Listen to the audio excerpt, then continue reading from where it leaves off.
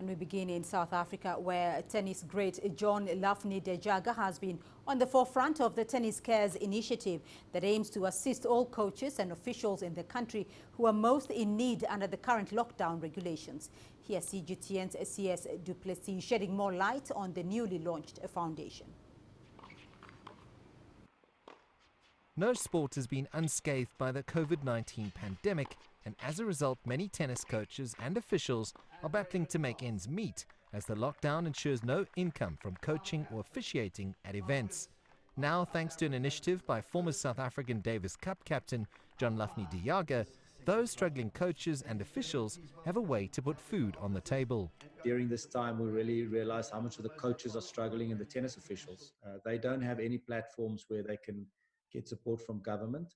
And a lot of them reached out to me, and then I decided, listen, let's do this. So I called Tennis South Africa, and I spoke to Richard Glover and said, listen, how they can get involved and help. So we created the Tennis Cares Foundation in partnership with Tennis South Africa and the Caring Daisies.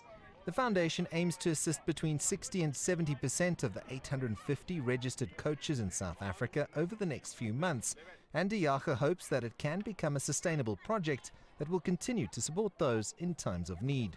We have a very strict application. They've got to send their bank accounts. They've got to send a motivational letter why they need help. So because we only want to help the ones that's really in desperate need. And the applications are coming in on a daily basis. So I know everybody is struggling.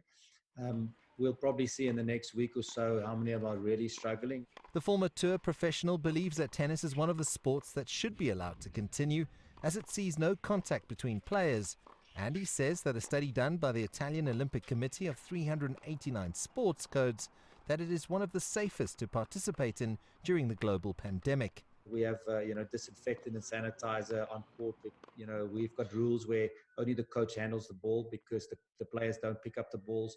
So Tennis South Africa and the coaches put all these protocols in place, and now it's just, up to government to see that it is safer to play tennis than go to the shopping center or go to the store to buy some foods and stand in a queue. Ball boys and girls look set to play less of a role when the sport resumes and won't be handling the players' towels between games.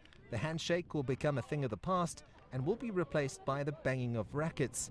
And although on the periphery the game will be different, on the court it will be serving up business as usual. Sias du Plessis, CGTN, Johannesburg.